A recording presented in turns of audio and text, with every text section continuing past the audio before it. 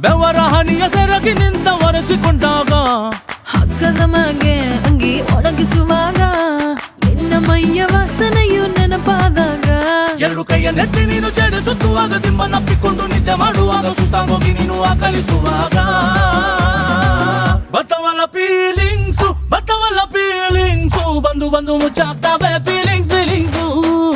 ಬತ್ತವಲ್ಲ feelings